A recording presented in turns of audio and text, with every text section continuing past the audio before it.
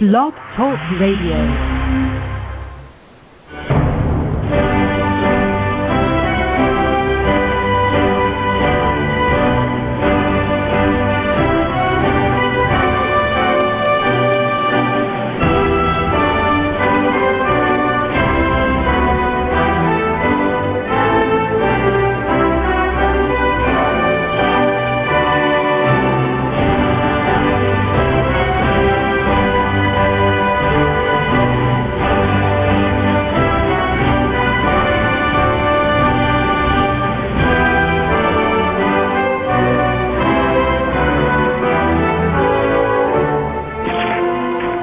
Boa noite, meus amigos.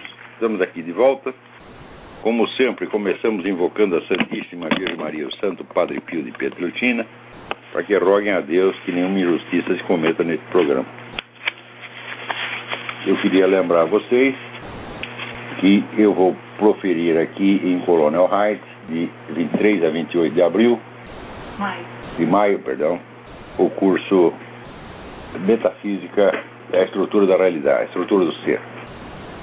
Então, inscrições e informações com o senhor Eduí, telefone 041-9974-4443, ou pelo e-mail edui@uol.com.br. Então, queria agradecer aqui ao meu caro amigo Heitor de Paula a remessa do livro do professor Wolfgang Schmidt, Theism and the New Religion. Eu já li esse livro anos atrás, eu li todos os livros do professor Wolfgang Schmidt, mas justamente na minha mudança, este aqui havia se perdido. Então foi uma coisa muito oportuna. Muito obrigado, Sir Hector. Então aqui está circulando um e-mail da Declaration Alliance acusando o assessor do Obama, o Cass Sunstein, de estar participando de uma série de encontros promovidos pelo George Soros, pela tal da Open Society do George Soros, e está tramando uma campanha geral para modificar a interpretação de todos os artigos da Constituição americana, dando-lhes um sentido marxista. Esse é exatamente o que faz no Brasil o tal do direito alternativo. Né? Então, assim, a reinterpretação é assim: quando a lei diz não, você lê sim; onde diz sim, você lê não. Interpreta tudo às avessas e muda. Vai ser uma coisa incrível. Já pensou você pegar a Constituição americana e lê-la com sentido marxista? É um negócio maravilhoso. Só que é o seguinte: isso aqui é alta traição. E a Declaration Alliance, com justa razão, pede a abertura de uma comissão parlamentar de inquérito para investigar as atividades desse sujeito, que são puramente sediciosas. Ao mesmo tempo, um outro sujeito que é um frequentador ativo da Casa Branca, chamado Steve Lerner, foi pego em flagrante planejando manifestações e atos de rebelião para o dia 1º de maio, de modo a provocar ruptura na economia americana.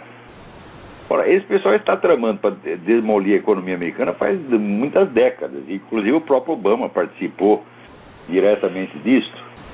O Obama foi um dos agentes daquele plano do Cloward Piven para sobrecarregar a Previdência Social americana com reivindicações e enchê-la de pedintes, de modo que a Previdência Social não tivesse dinheiro para pagar os benefícios todos. Então, quebrando a Previdência Social, quebrava os bancos. Quebrando os bancos, quebrava a economia toda. Isso foi planejado e foi realizado e deu certo. Quer dizer, para baixo todo santo ajuda. Fazer merda é fácil. Eles fizeram merda. Essa operação durou 30 anos. O Obama foi um dos agentes que participaram disso. Agora, se pode pegar um camarada que fez isso e botar na presidência da República, então por que não pode ser o Steve Lerner planejar qualquer merda para o 1º de maio? Né? Quebrar a fábrica, fazer atentado, vale tudo. Olha, se o Obama existe, tudo é permitido, pô. Você precisa entender isso aqui. Agora apareceu o candidato Donald Trump, que é um homem cuja competência nós não podemos negar. Quer dizer, o sucesso empresarial do Donald Trump é uma das maravilhas americanas. Ele conseguiu fazer o impossível. Você pega essa imensa rede de hotéis que ele criou no mundo, são coisas maravilhosas, né? Tudo um extremo bom gosto, é tudo muito bem feito, né? E é uma prosperidade assustadora. Então ele mostrou que sabe o que fazer. Agora, se sabe a mesma coisa na política, pode se perguntar. Saiu uma entrevista com ele muito boa, no jornal Human Events. E ele diz que a preocupação principal dele não é a economia, mas é o prestígio internacional americano. Ele diz, olha, nós chegamos a um ponto em que a Rússia tem autoridade para limitar a quantidade de mísseis que nós podemos fabricar. Você vê, o professor do Guinda fica reclamando que os Estados Unidos humilham a Rússia. Você quer maior humilhação do que essa? Quer dizer, você quer produzir mísseis, chega lá o general russo e diz, não, você não pode. Quer dizer, a série de concessões que os Estados Unidos foram fazendo para os seus inimigos levou a esse ponto. Agora, outro dia apareceu um artigo do William Crystal, O William Crystal é o filho do Irving Kristol, que foi um pensador conservador muito importante aqui. E o William Crystal é considerado realmente o líder dos neocons. Bom, a política neocon pregava que os Estados Unidos deveriam intervir no mundo inteiro, levando a democracia, impondo o regime democrático. Foi em nome dessa política que se invadiu o Iraque. É verdade que a democracia está funcionando no Iraque, né? Mas funciona só para os muçulmanos. A democracia é só para os muçulmanos. O cristão lá, né, vai para a cana, apanha, é assassinado, e o governo americano não fala nada. Mas, de qualquer modo, a democracia está funcionando. Os camaradas votam, né, o candidato eleito toma posse, governa, ninguém tira ele de lá a bala. Então, está funcionando. Então, até aí não podemos negar. Porém, o William Crystal escreveu o seguinte: ele está maravilhado com as intervenções do Obama no Egito e na Líbia. Ele disse que o Obama é um born again neocon. Veja você, que coisa. Ele é um neocon retardado, né, que teria aderido à política neocon. De fato, você fazer intervenções por toda parte para, entre aspas, implantar a democracia, é a política neocon. Só que no que consiste exatamente essa política? Quando a gente examina, a gente vê que, olha, o William Crystal deve estar bêbado, né? Mas não precisa nem estar bêbado, porque os neocons foram discípulos do Léo Strauss. Léo Strauss era um excelente leitor de livros clássicos de filosofia, mas da vida prática ele não entendia nada. É desses casos que ele acho que não sabia descontar um cheque no banco, tá entendendo? E um camarada assim não pode entender lufas de política. Tá certo? E o Léo Strauss meteu um monte de merda na cabeça dele e acabaram daí tirando essa política, de que a obrigação dos Estados Unidos é implantar a democracia, tudo quanto é lado. Ora, quando deu o 11 de setembro, imediatamente se seguiu o ataque ao Iraque, a derrubada do Saddam Hussein, etc, etc. E o George Bush estava muito contente, porque ele esperava que isso aí ia unificar o país inteiro, né? Quer dizer, descobrir um inimigo estrangeiro, então nós vamos atacá-lo e as nossas dissensões internas serão acalmadas por isso. Aconteceu exatamente o contrário. O pessoal da esquerda, nas primeiras semanas, apoiou o George Bush. Todo mundo votou a favor da guerra, né? Clinton, todo mundo, né? Nancy Pelosi, né? E tão logo começou a morrer soldado americano na guerra, porque existe alguma guerra onde os soldados não morram, né? Daí eles viraram o jogo e começaram a descer o cacete no Bush, e nunca houve um presidente do qual se fala tão mal contra o George Bush por ter feito aquilo que eles tinham aprovado. Então, o que se provou com isso? Provou o seguinte, que os Estados Unidos tinham muito mais inimigo dentro do território do que fora. O coitado do Saddam Hussein nunca tinha feito nenhum mal substantivo para os Estados Unidos. Assim como o Gaddafi também não fez. E o coitado Mubarak, não é que ele não fez mal nenhum, ele era aliado dos Estados Unidos. Então, isso quer dizer que você deixa os inimigos internos prosperarem, né, e você fica atacando governos estrangeiros que ou são inócuos ou são aliados. Eu digo, mas escuta, mas que política é essa? Isso é uma coisa altamente suicida, sobretudo, né, no Egito e na Líbia. As facções que o Obama está colocando no poder, usando para isso as Forças Armadas Americanas, são facções antagônicas aos Estados Unidos. Ou seja, ele está dando poder aos inimigos. Ora, aqui a legislação americana define o crime de traição como dar ajuda e conforto ao inimigo, que é exatamente o que o Obama está fazendo. Né? Isso quer dizer, veja, esse negócio de espalhar a democracia, eu digo, peraí, mas a democracia para quem? Né? Quer dizer, se você acredita, é que assim como, por exemplo, no Estado palestino, vamos implantar a democracia na Palestina, então faz eleição e os caras elegem a turma do Hamas.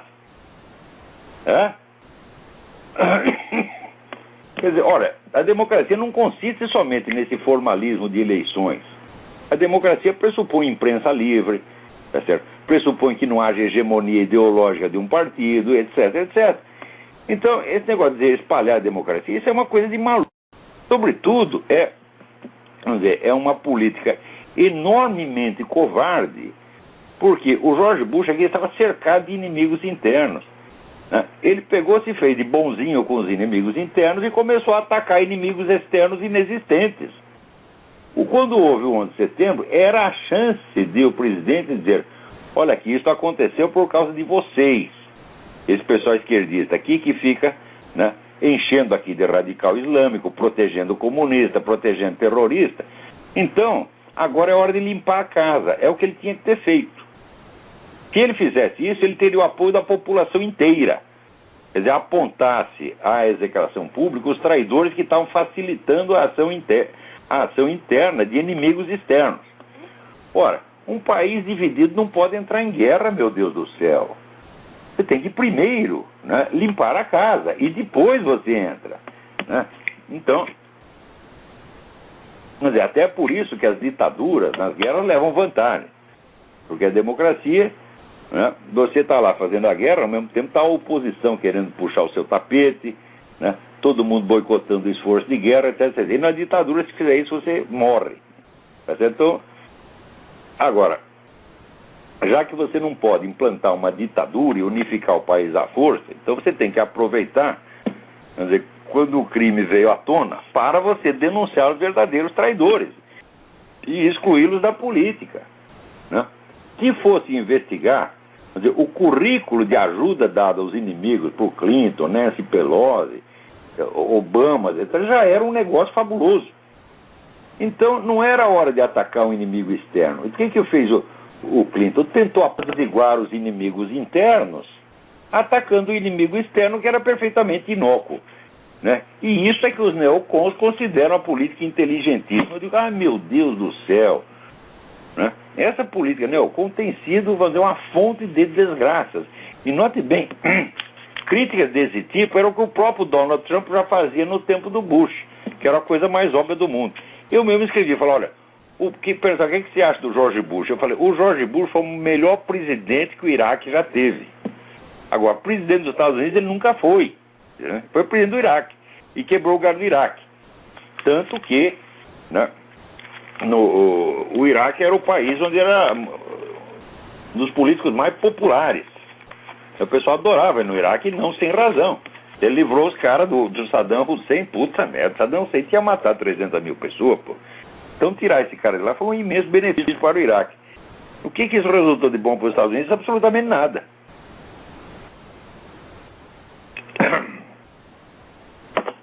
Peraí, tem alguém na linha aí. Alô? Alô? Alô? Alô? Sim? Alô? Nossa, a ligação tá ruim. Liga de novo. Então, Agora, aqui me chegam notícias de que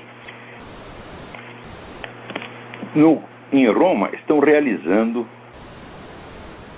um congresso científico para analisar os motivos, procedimentos e consequências do Concílio Vaticano II. Né? Olha aqui, estão fazendo isso para comemorar 50 anos do Concílio Vaticano II. Né? No livro do Michael Davis é um historiador maravilhoso, escreveu um livro sobre a Revolução, ele chama uma trilogia, chama Revolução Litúrgica. Começa com a história lá no tempo da Reforma Protestante e vem até, né, o Concílio Vaticano II. O primeiro capítulo do livro que ele fala sobre o reinado de Paulo VI, ele faz exatamente isso. Responde à pergunta: quais foram as consequências do Concílio Vaticano II? E dá ali 40 páginas de consequências absolutamente devastadoras, onde, pelo critério do pelos frutos conhecereis, você vê que nada resultou de bom do concílio. Né? O Papa atual, ele está tentando fazer uma coisa que é assim, tentar interpretar os documentos do concílio num sentido tradicional, para impedir desvio. Mas quando é que agora o desvio já foi feito? E o malefício que o concílio produziu não foi tanto através dos seus documentos, mas da ação efetiva daqueles bispos comunistas que estavam todos lá. Então, quer dizer, você modificar a interpretação dos documentos 50 anos depois, né, não pode anular os efeitos malignos que já foram produzidos. Então, vamos dizer, o Papa, teoricamente, esse Papa é um intelectual, ele não é um político, ele não tem muita noção é que nem o Léo Strauss, é um homem abstrato, né? Ele está certo no que ele está fazendo, mas não vai adiantar nada, né? E então do mesmo modo, esse congresso, vamos dizer, que não vai discutir a coisa do ponto de vista teológico, mas vai fazer uma análise científica das consequências. Olha, isso é muito bom, mas acontece o seguinte: essa análise científica já foi feita por muitos autores, a começar pelo próprio Michael Davis, Romano Amério, o homem que escreveu Iota Unum, né? O Malachi Martin, né? Essa análise já está feita, quer dizer, agora só tem que reunir essas conclusões todas e tirar a conclusão das conclusões. Falar, olha, a coisa foi um desastre mesmo, né? Olha aqui, você vê a mentalidade dos camaradas que estão governando os Estados Unidos agora, né? Perguntaram ali para o deputado Randy Forbes, né? Que é inclusive o representante aqui do nosso distrito na Virgínia. Pegou o Robert Gates, secretário da Defesa, né, e perguntou: senhor secretário, se amanhã uma nação estrangeira intencionalmente lançasse um míssil Tomahawk, ou seu equivalente, na cidade de Nova York, isso seria considerado um ato de guerra contra os Estados Unidos? A resposta do Gates: provavelmente. Né? Daí volta o Forbes. Então, eu assumo que as mesmas leis seriam aplicadas se nós lançássemos um Tomahawk numa outra nação. Isso também é verdade? Resposta do Gates: você está entrando em matéria constitucional e eu não entendo disso. Né? Em suma, o sujeito se recusa a dizer que se o país dele for atacado será um ato de guerra. O secretário da guerra, porra! Quer dizer, o país que está lá para defender, o sujeito que está lá para defender o país, ele pula fora. Sabe, não? Quer dizer, os caras soltam uma bomba ali no meio de Nova York, um foguete lá em meio de Nova York, eles dizem: eu vou pensar se isso é um ato de guerra. Né? Agora, aqui também apareceu um coronel aposentado da Força Armada, Gregory Hollister. Ele diz que ele tem uma cópia do alistamento militar do Obama. Olha, esse alistamento militar é um caso pior ainda do que a certidão de nascimento, porque, né, ele foi assinado pelo Barack Obama em 1988 num formulário que foi impresso em 2008. Foi assinado com a caneta do Exterminador do Futuro, entendeu? Então é claro que é um documento falso, né? Agora, o que o Obama fez, assim, de sacanagem, de ocultação, de falsificação, é um negócio tão grandioso que na época ninguém acreditou. Porque o público americano está acostumado, vamos dizer, com o nível de desonestidade inevitável na política, né? Política é uma atividade que tem a sua ambiguidade, então o sujeito mente para as nações inimigas, manobra, etc, etc. Então, tudo isso é normal na política. Mas esse nível, vamos dizer, de vigarice barata, eles não estavam acostumados. Então, eles acreditam que os candidatos todos têm um certo nível de probidade, né? Que é igual em todos, e do qual ninguém pode duvidar. Então ninguém queria acreditar que o Barack Obama fez isso. E olha, mas existe uma técnica que os bandidos usam sempre, que é assim, fazer o crime inverossímil. Você faz aquilo que ninguém pode acreditar. Daí ninguém acredita mesmo e você escapa ileso. E foi o que o Obama fez, porra, né?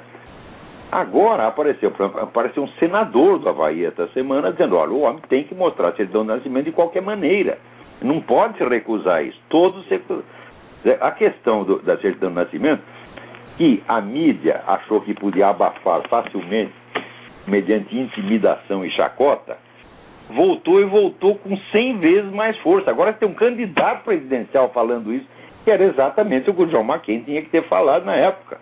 Então, o Trump está falando atrasado, mas está falando. O senador do Havaí, que esqueci o nome, também está falando, né?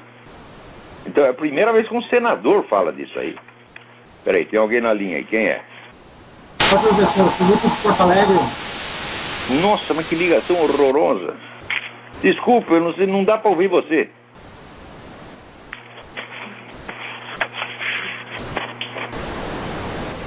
Alô? Tem mais alguém aí na linha? Alô? Essa ligação aí também pifou.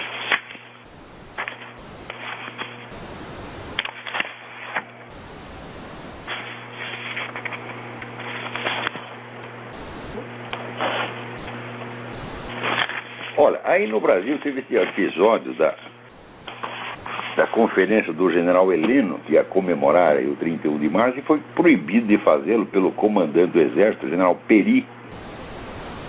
Né? Eu sempre disse, eu não compraria uma bicicleta usada do general Peri, tá certo?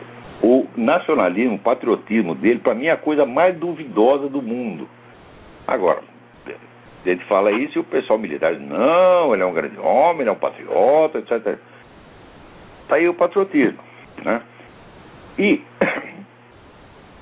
taparam a boca do general Heleno, dizendo, olha, as Forças Armadas celebram o 31 de março desde o 31 de março. Todos os anos, todas as Forças Armadas fazem isso. Ou seja, isso é um direito adquirido, meu Deus do céu. Ninguém pode mexer nessa coisa. Então veio o governo e proíbe. Quer dizer, então agora as Forças Armadas são instrumentos de propaganda do governo. As Forças Armadas não têm direito à sua interpretação própria sobre a história de 64. Tem que vigorar a versão que a dona Dilma gosta. Não pode ser outra. E, ao mesmo tempo, então vai ela e faz um discurso lá para os milicos, dizendo, não, o Brasil corrigiu os seus caminhos. Corrigiu os seus caminhos, dona? A senhora veja a taxa de criminalidade durante o tempo da abominável ditadura militar e veja o que veio depois.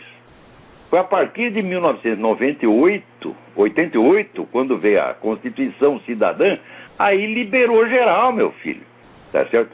Ademais, a aliança do seu partido com o FARC, das FARC com o Comando Vermelho, etc., está matando 50 mil brasileiros por ano, meu Deus do céu. Né? Veja, a ditadura não matou 50 mil pessoas em 20 anos. A ditadura é acusada da morte de 300 ou 400 pessoas, a maior parte em combate. Tem uns caras que dizem que matar na cadeia é uma coisa ilegal mesmo, tá? Mas a quase totalidade foi morte em combate, 400 pessoas. Agora, o governo que se alia com organizações criminosas e dá campo livre para eles matar quem quiser, é culpado da morte de 50 mil brasileiros por ano. É isso que está acontecendo. Ademais, a famosa ditadura jamais criou um controle da opinião pública como vocês criaram. Na época da ditadura havia oposição, havia dezenas de jornais de oposição, jornais comunistas que circulavam livremente. De vez em quando a censura vetava uma matéria ou outra, mas os jornais circulavam. E o que não saía numa edição, saía na outra. Às vezes vetava uma... Eu mesmo vi isso. Notícia que foi vetada hoje, 2 dias depois estava liberada. Então, jamais se criou um sistema de controle draconiano da opinião pública como vocês criaram. Vocês criaram a verdadeira ditadura. Na época, o governo tinha um nome de ditadura, mas não era. E hoje em dia não tem nome, mas é. Então, veja, por exemplo, nas universidades o pessoal se manifestava livremente contra o governo o tempo todo. Agora você não pode, meu filho. Você fala uma vez, 2 vezes, 3 vezes, na terceira você começa a boicotar e põe para fora. Quer dizer, o número de casos é imenso. Eu recebo toda semana, eu recebo depoimentos de pessoas que sofreram censura dentro da universidade. Então nós estamos sob uma ditadura sim, dona Dilma. A coisa mais óbvia do mundo. Né? Você vê essa matéria, que inclusive incluiu até incluiu uma entrevista minha, sobre o sumiço da direita no Brasil. Você acha que a ditadura sumiu com a esquerda? Meu Deus, estava cheio de esquerdista no Congresso, estava cheio de esquerdista na mídia, estava cheio de esquerdista no meio universitário. Todo mundo falando o que queria, porra.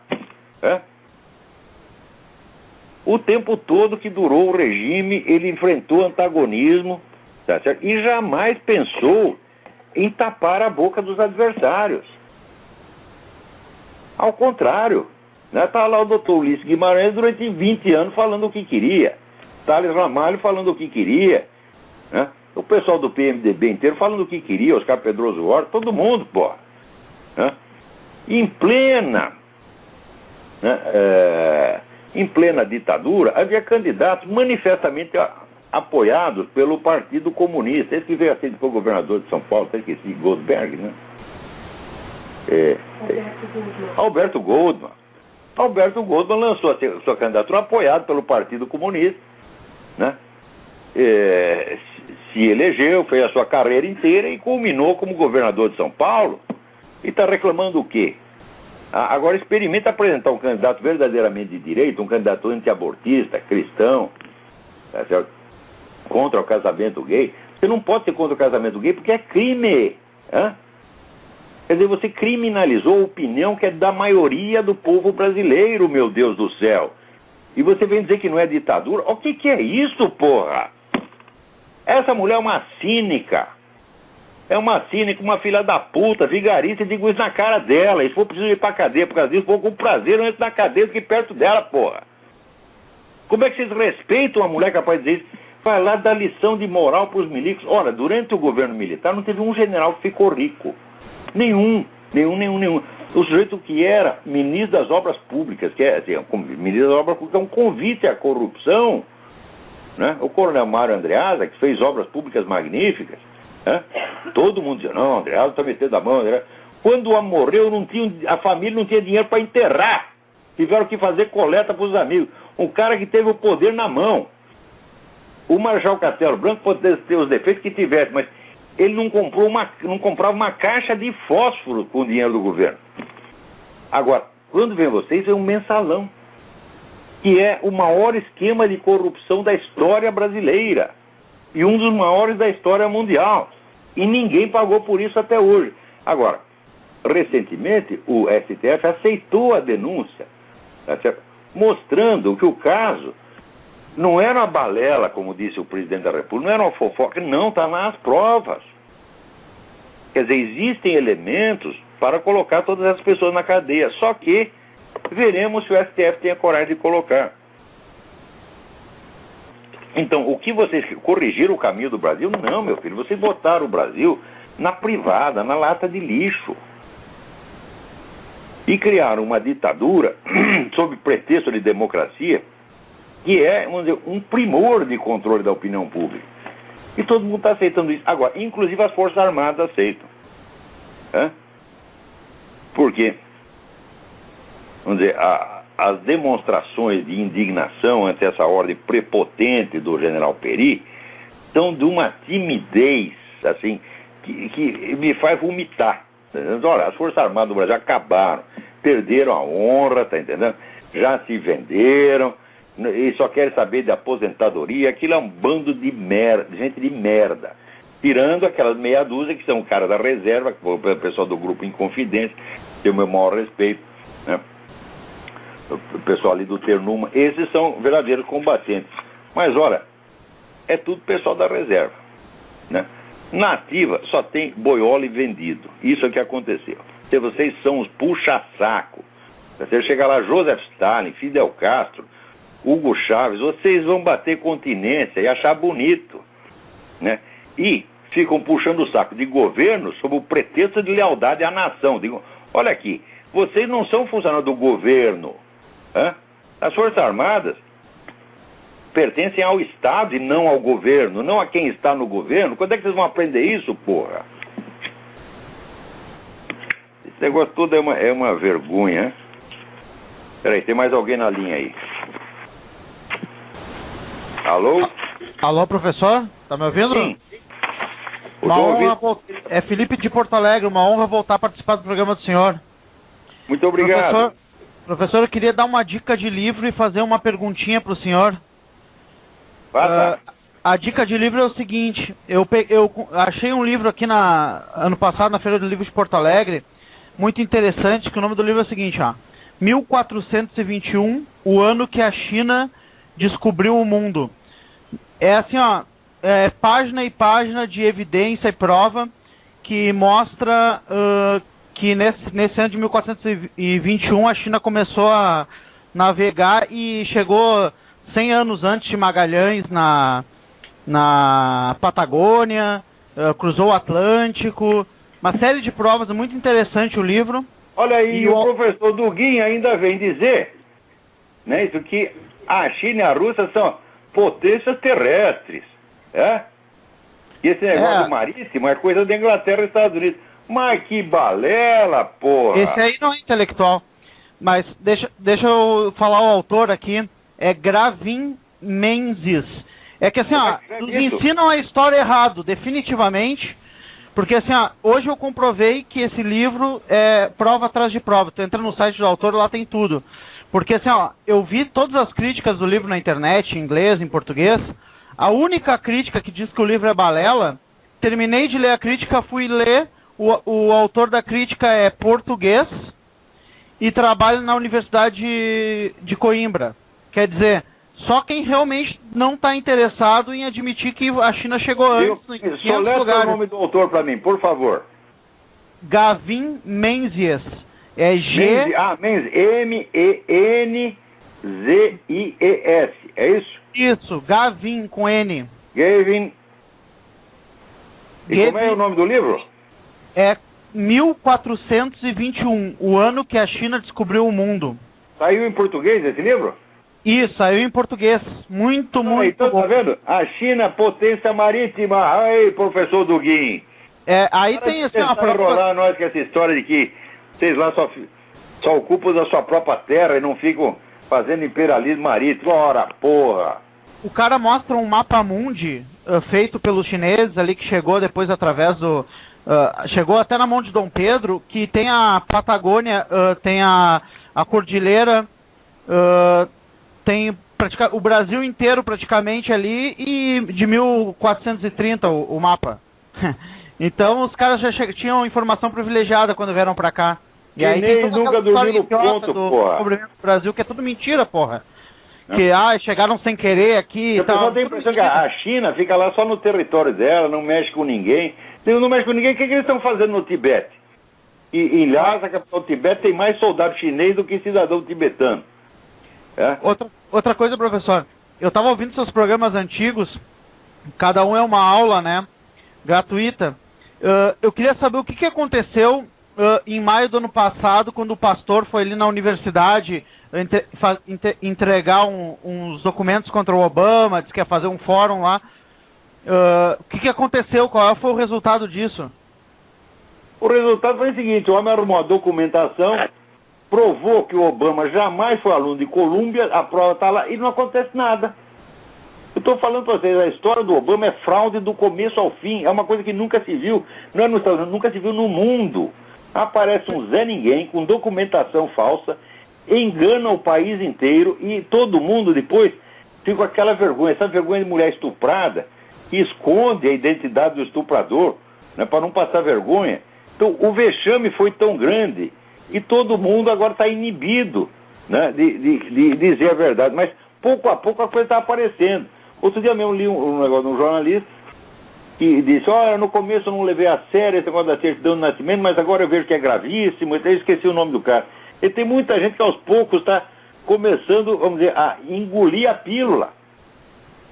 Mas olha, não é fácil, porque a fraude foi tão grande que a vítima fica com vergonha, porra. Sim, terrível. Aquele pastor, o ponto que ele queria provar foi provado. Ele conseguiu provar, mas as pessoas... O Colômbia é uma fraude, o Obama nunca foi aluno lá. As pessoas não estão interessadas em verdade, né, cara? As pessoas não estão interessadas em verdade. Quando o Jack Cashill, o repórter Jack Cashill, começou a dizer, olha, os livros do Obama não podem ter sido escritos por ele, porque ele foi lá e conseguiu, a duras penas, algumas redações universitárias do Obama, que eram coisa de analfabeto. E os dois livros do Barack Obama são muito bem escritos. E, aliás, um dos motivos do sucesso do Obama foi os livros. Então ele disse, olha, quem escreveu, ele por análise estilística, ele disse, olha, quem escreveu isso aqui foi o William Ayers, que é o terrorista amigo do Barack Obama. Todo mundo, não, isso são calúnias, etc, etc. No fim, o William Ayers confessou. Era a teoria da conspiração até o cara confessar, né? Então, agora o cara confessou, mas só que agora não adianta mais, já passou, o homem já está na presidência. Cara, e quer ser presidente de novo. Agora, eu li no jornal que ele tem 70% de aprovação, só que não dá para acreditar no jornal daqui, cara. Não dá. Não, o Obama tem 26% de aprovação. Pois é que não chega nada para nós. Não chega nada de informação. Os jornais brasileiros estão dizendo que o Obama tem alta aprovação aqui? De 70%, li ontem na 0 hora. O Obama teve a eleição com 70% da aprovação. E eu falei, quê? Meu Deus do céu. Olha, eu vou te dizer o seguinte, teve até uma pesquisa científica para saber quantos americanos acreditavam que o Obama tinha apresentado provas suficientes para justificar a sua elegibilidade. Só 9% acreditavam. Quer dizer, você tem 91% do país não acredita na idoneidade do cara, porra. Isso nem mesmo os seus adeptos. Mesmo aqueles que são a favor da política dele, sabem que ele é um embrulhão vigarista. Isso aí vai ser um livro daqui a 50 anos com todas as provas, já não adianta mais. Daí não adianta mais, aí o homem já morreu. Olha só, última coisa. Que até a eleição, esse tema, vamos dizer, o interesse por esse tema vai crescer muito, porque você tem um candidato que não fala de outra coisa. O Donald Trump pegou a certidão dele e publicou, falou, está aqui a minha certidão integral, cadê a sua? E, olha, se o McCain tivesse feito isso, o Obama jamais se elegeria nem vereador. O Obama está lá graças à covardia e omissão do John McCain. Se a oposição não for que nem o PSDB foi aqui, tem uma chance, né, professor? Porque se omitir na hora... Aí a oposição é tudo vendido. Aqui só é um pedaço vendido, tá entendendo? Tem os republicanos que os caras chamam de Rhino, quer dizer, Republicans in name only. Quer dizer, eu sei que faz republicano, mas está lá puxando o saco dos democratas. Tem uma parcela disso aí. Mas aqui você tem o movimento do Tea Party, você tem um monte de jornais, revistas que denunciam isso, você tem muita gente. Você tem o Rush Limbaugh, que tem 30 milhões de ouvintes todo dia. É? Aqui no Brasil, o Tea Party é considerado terrorista, praticamente. Eu sei. Ora, meu Deus do céu. A imprensa brasileira... É piada. É 100% comunista. Comunista. Você não tem a menor dúvida. Professor, eu preciso de uma indicação de livro do senhor, que é o seguinte, preciso ler um livro assim introdutório sobre globalismo, sobre esse governo mundial que está se formando. Olha, Stanley Monteith, The Brotherhood of Darkness. Monteith se escreve M-O-N-T-I-E-T-H.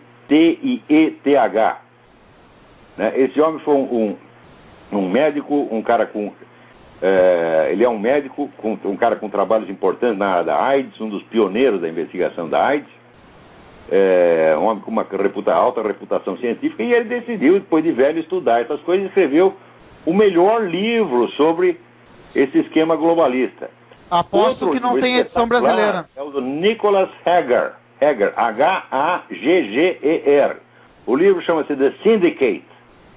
Ele deu uma denominação geral a esse esquema, a essa elite globalista, essa denominação muito boa. Só que não dá para traduzir literalmente para o português, porque sindicato no Brasil é união de trabalhadores.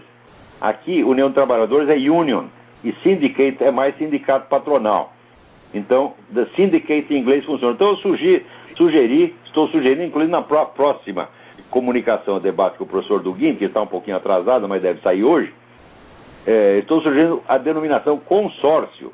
Então, é o consórcio dos 300 bilionários, tá certo? Que querem implantar uma ditadura socialista. E lá eu explico por que os bilionários têm interesse no socialismo. Explico meticulosamente por quê. Porque pessoas que só raciocinam com base em palavras, sem conhecer a realidade, acham assim, não, o capitalista tem que ser contra o comunismo. Ele é o capitalista, ele é a favor da propriedade privada, e o comunista é a favor da propriedade estatal. E o resto, ele leu isso no dicionário. Né?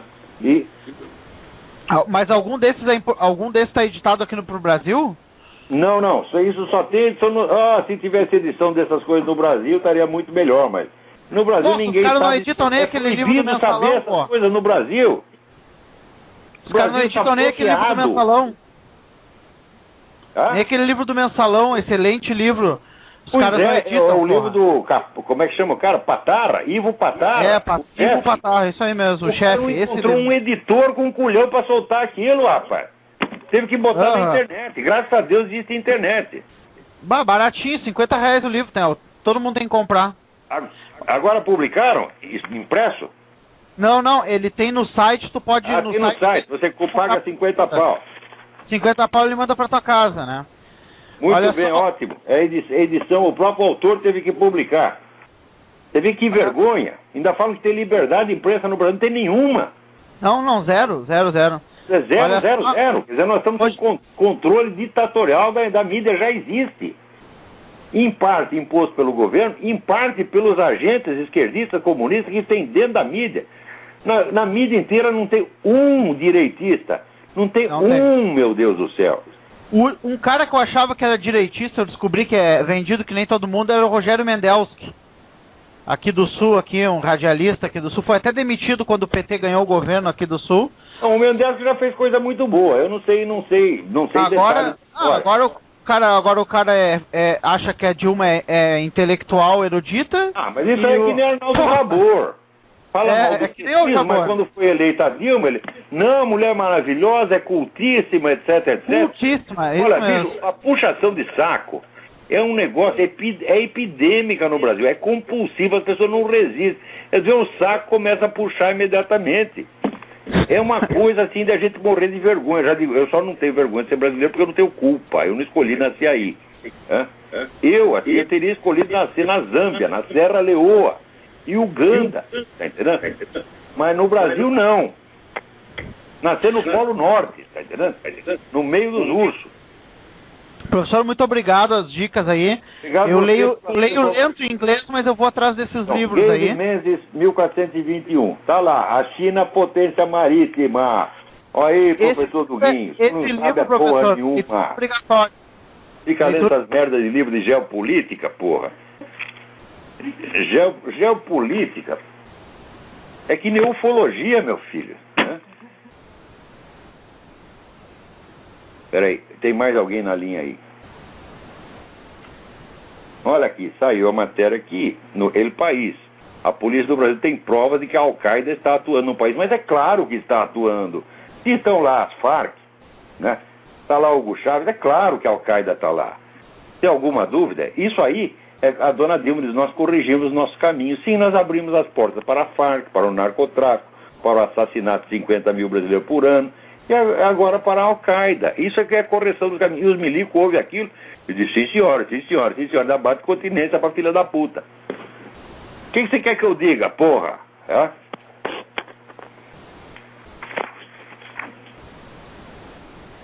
Alô, tem mais alguém na linha aí?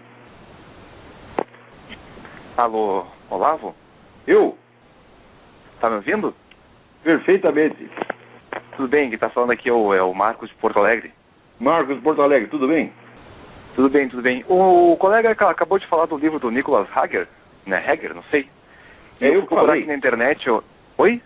Eu que falei, não foi ele. Sim, eu procurei aqui na internet e parece que tem em português. Eu não sei se é esse mesmo, seria A Corporação. Ah, muito bom o nome. Corporação, excelente, Corporação. Não, eu não sei se é esse livro, eu só tô ligando pra deixar o pessoal informado. É né, esse porque mesmo, eu é esse tratado do mesmo. assunto aí. É, em português. E aliás, eu só li a sinopse da publicou isso aí? Cultura, só que eu tenho ali. Oi? Quem publicou isso aí? Deixa eu dar uma olhadinha aqui, peraí. Editora Cultrix. Na Cultura tá Nossa por senhora, que coisa maravilhosa. A Cultrix é uma grande editora. R$52 tá o preço do livro, 52,5, 456 páginas. Olha, esse Olha, Nicholas só dei Hager, sinopse que eu não conheço a obra. esse homem é um gênio. Esse sujeito ele tem uma obra de filosofia da história importantíssima chamada Fire and the Stone. Fire and the Stones, O Fogo e as Pedras. Né? Um livro assim, da altura do livro do Toynbee. Melhor que o livro do Toynbee. Tem muita tese ali que eu não concordo, mas de qualquer modo, você vê que é uma coisa de grande valor. E esse estudo dele sobre, vamos dizer, o que ele chama de corporação ou consórcio, né? É uma maravilha, tem tudo lá. Agora, deve ler primeiro o do Stanley Monteith, que é mais simples, mais claro, porque o Hager é um grande pesquisador, pensador, mas não é um grande escritor, não. Ele escreve meio confuso.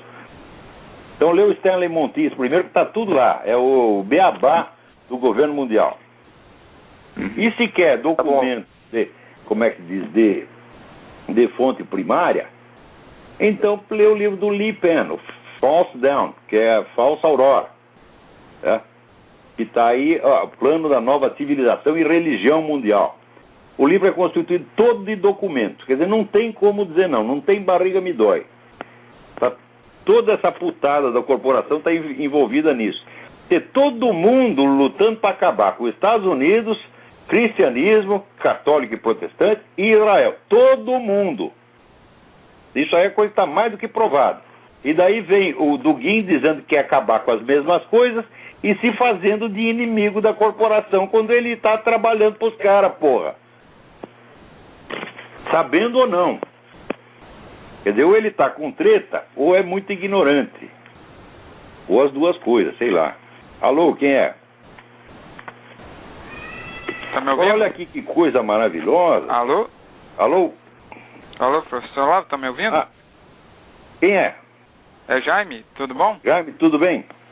Aqui, professor Olavo, eu estava relembrando aqui de um áudio de dezembro de 2009, o Euclides deixou uma mensagem no TrollSpeak e o senhor pediu para a gente ouvir. E ele falou sobre uma crise que aconteceria depois em 3 anos nos Estados Unidos. E essa semana está passando esse noticiário sobre a possível destruição do dólar pelo grupo Bilderberg.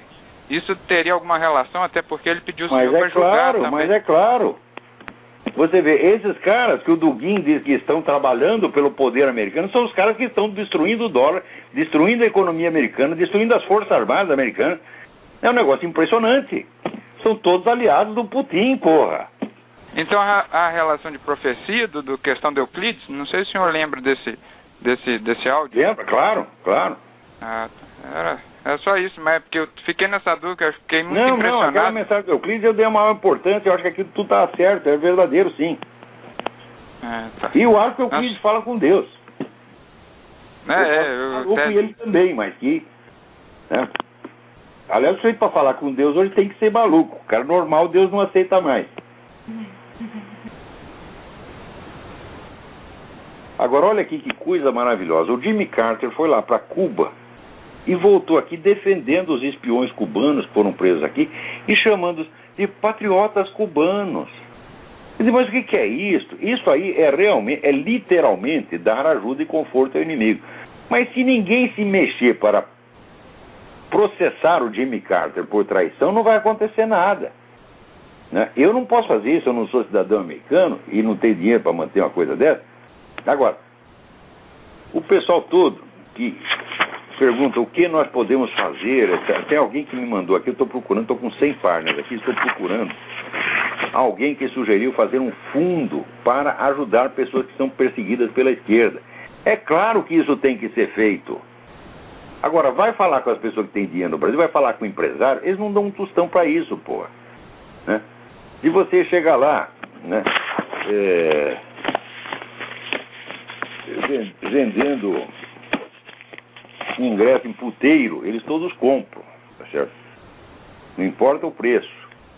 Agora, você chegar lá e dizer, olha, precisamos aqui um dinheiro para socorrer uma pessoa que foi perseguida, que tem que viver fora, como o Júlio Severo.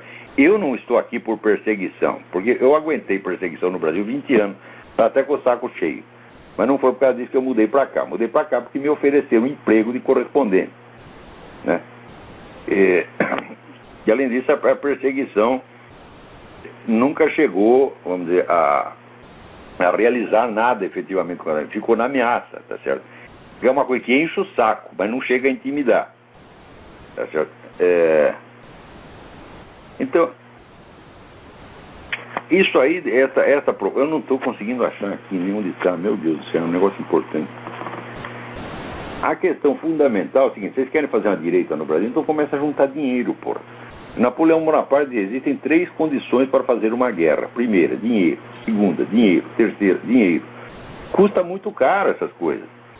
Por exemplo, se você quer trazer, vamos dizer, um cidadão para cá, um cidadão que está sofrendo perseguição, etc., bom, nós podemos trazer, podemos até arrumar um emprego para o cara. Só que é o seguinte: você precisa garantir que você tem algo entre $2.500 e $4.000 por mês para pagar o sujeito, senão eles não deixam o cara entrar. E se você não tem dinheiro para sustentar o cara, como é que você vai trazer gente para cá? Então, quer dizer, para manter 1 ou 2 aqui já é um osso. E nós vamos aqui, né, chegando ao fim. Olha aqui. Saiu aqui um negócio da CIA, né, dando toda a ficha desse pessoal, dos rebeldes líbios. São tudo terroristas, meu Deus do céu. E é esse pessoal que o Obama está ajudando. Até o enviado do Obama chegou lá puxando o saco dos caras, dizendo: olha, a solução para a paz é o Islã. Eu digo: mas eles já não são tudo islâmico, porra? Hã? Os caras não estão se matando uns aos outros, mas eles são tudo islâmicos. Como é que o Islã é a solução para a paz?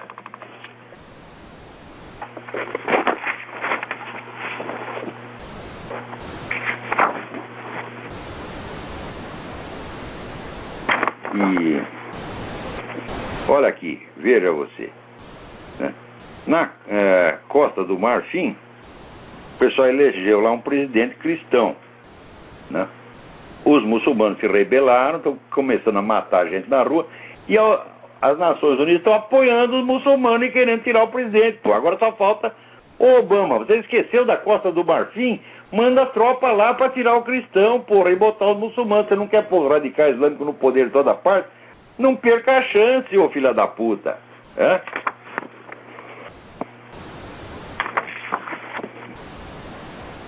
Agora, não deixem de ler o editorial do Estadão do dia 5 de abril, onde dá conta, tá certo, de que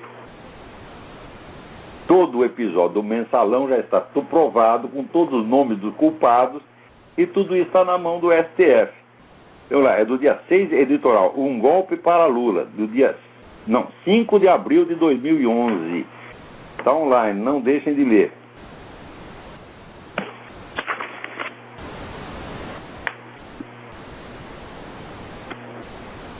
E olha aqui, o pessoal lá na Costa do Marfim já foi formalmente, o pessoal da ONU já foi formalmente acusado de culpa por massacre, porque o pessoal muçulmano está promovendo massacre de cristão a 3x2 lá. Tudo isso com a ajuda da ONU. Né? Então tem que ler, isso aí é tradição na ONU. Leia o livro do Edward Griffin, The Fearful Master, o Senhor Temível. Você vê que bela merda que é a ONU. Né? Agora, a China, que não dorme de butina, vendo que tem essas rebeliões aqui e ali, já mandou prender todo mundo. Essa semana já tem prisões em massa lá. Né? Mas olha, nem pense em fazer rebelião aqui. Tá? Então é claro que rebelião na China o Obama não vai ajudar. Aqui, em discurso a generais, Dilma disse que o Brasil corrigiu seus caminhos. Porra! Então, olha, e para você ver que coisa, saiu aqui uma declaração na revista Front Page Magazine, do David Horowitz, saiu uma declaração do general Ion Mihai Pacepa, ele foi o chefe da polícia secreta romena durante o tempo do comunismo. E daí ele se encheu daquilo, fugiu para o Ocidente e contou tudo, né? É um dos caras que mais entende disso no mundo. Então ele diz o seguinte: durante a Guerra Fria, a KGB era um Estado dentro do Estado. Agora a KGB, rebatizada FSB, ela é o Estado. A União Soviética tinha um oficial da KGB para cada 428 cidadãos. A polícia secreta da Rússia Democrática tem quase o dobro disso. Tem um oficial de polícia para cada 297 cidadãos. Você veja o que o Putin está aprontando. Vocês vejam a que o professor Dugin está servindo. É uma ditadura ainda pior do que a que tinha no tempo do comunismo.